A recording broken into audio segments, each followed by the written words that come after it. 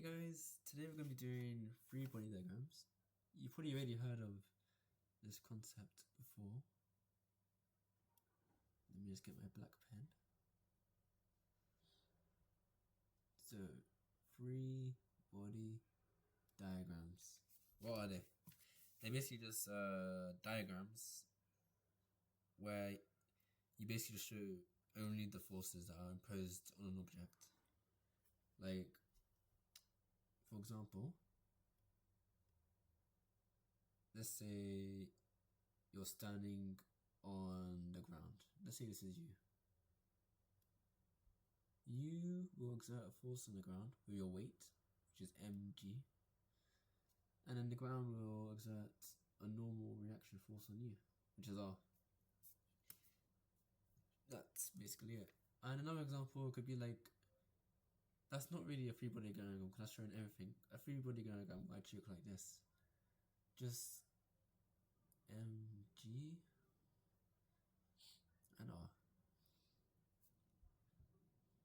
Other examples are maybe like a string. This is like a pendulum. There'll be tension from the string, and of course weight from the pendulum. And there might also be drag on it. So what drag? I'll call that D. And there might also even be inertia force. Inertia force is just basically the tendency of mass to oppose the change in motion. So since the pendulum wants to go this way, it will be going that way.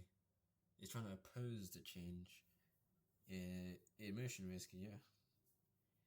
It's not really a real force, but it's just a good way to balance the equations, because in mechanics we like to balance it, make it look neat.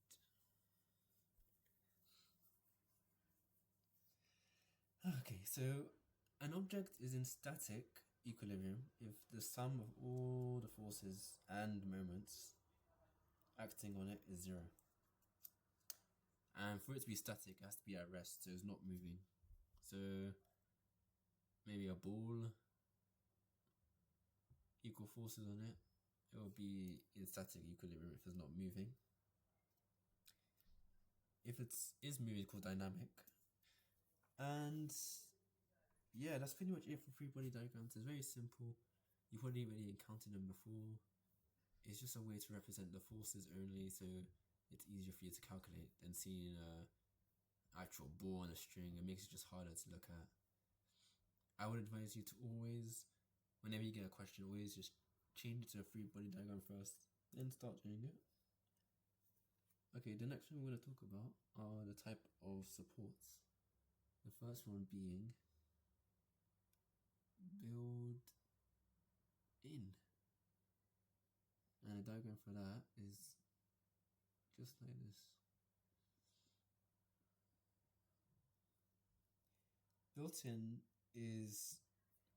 Built-in structure would be a structure that completely holds something in place, so it cannot move. It basically has no. It resists all the motion, so it resists horizontal,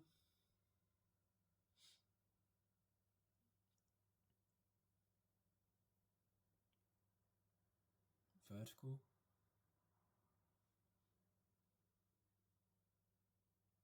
and also the rotational.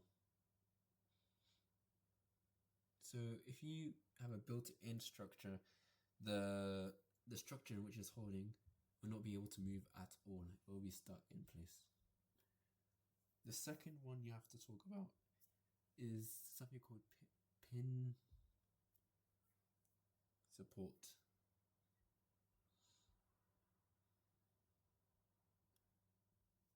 Pin support is similar to built-in. It resists the vertical and horizontal, but it does not resist rotational. So basically what that means is it can, the material can still rotate about.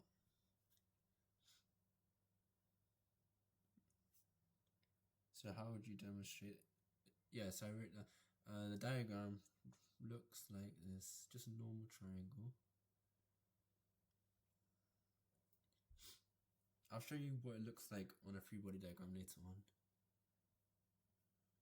Alright, that's pin support. The last one, what's the last one? The last one is, I think it's, oh yeah, roller support. Roller support. Well, you could probably think about it. If you see a support with rollers, what do you think will happen? Well, obviously, it means that it has no resistance to horizontal, because if you push it this way, it will just roll. The wheels will just roll, and you'll have little to no resistance on the horizontal. But it does have resistance to the vertical motion. Sorry, my pen is just really weird today. So yeah, vertical, not horizontal. When I say vertical, I mean like basically perpendicular to the face it rests on. So let's pretend it rests on its side like this. Maybe that could be one of the cases. It will put a force perpendicular to that way. And did I say that it doesn't resist the rotational? So basically, it doesn't resist rotational. That's basically it for roller supports. So let's say, for example, we had a beam and we had a pin support, a roller support, and maybe like a built-in here. I'll just show them all in one. Pin support would have vertical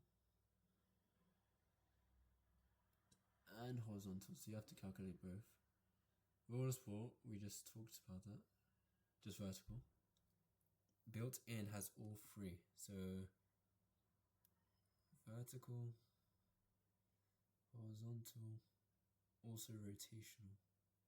So it can exert a rotational force on the beam if it has to. It doesn't have to do all the time. If there's no results, if there's no moment acting on the beam, it would not ever have to exert that back at it, basically. So yeah, that's all of the supports. And I think the next thing we have to talk about, we spoke about how for it to be in equilibrium, EX has to be 0, EY has to be 0, and so does M has to be 0 as well. So in all your calculations, those are the three main things you should look at. And if they're all 0, you can say it's in static equilibrium, because there's no result in anything. So there's no way it'll be moving. So that's pretty much it for this lesson.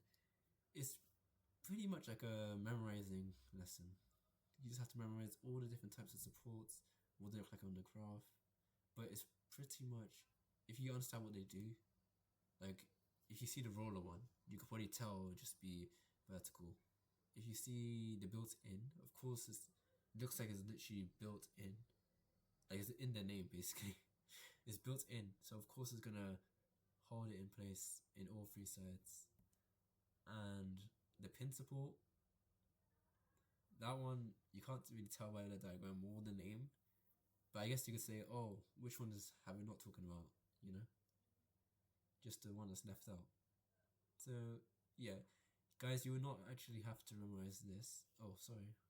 You will not have to memorize this, because if you do mechanics and engineering, you do so much that you literally memorize it off by heart. So don't be scared if you're not good at memorizing stuff. You will memorize this. Anyways, that's it for me tonight. See you next week.